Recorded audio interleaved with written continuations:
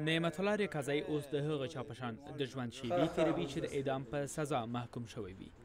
طالبانو ګواښ کړی چې دغه په سترګو معیوب سړی به د راتلونکې شنبې په ورځ له دې امله ووژني چې د یوې امریکایي پروژې پر اساس نجونو ته د کمپیوټر د زده کړې کورس پر مخ بیایي.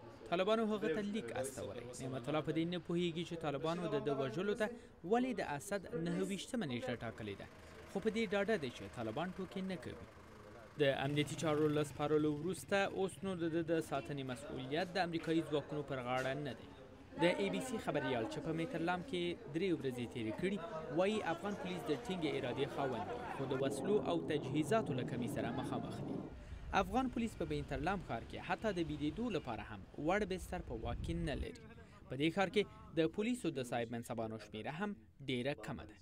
نعمت الله د دې پوښتنې په ځواب کې چې که امریکایي ځواکونه ووځي نو په میترلام کې به څه وشي وایي دوم دا چې اختطاف یا تختوانې به صورت نیسي. له ټولو دغو ګواښونو او خطراتو سره سره افغان پولیس چې په هره سیمه کې وي د سر په بیه جنګیږي.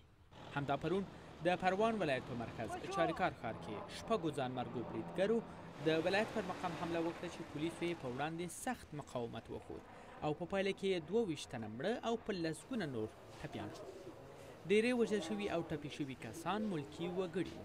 داسې معلومیده چې د بریدګرو موخه د پروان د والي عبدالبصیر سالنګي وژنه وه. نوموړی وایي یو ځانمرګی بریدګر یې په خپل لاس ووژه.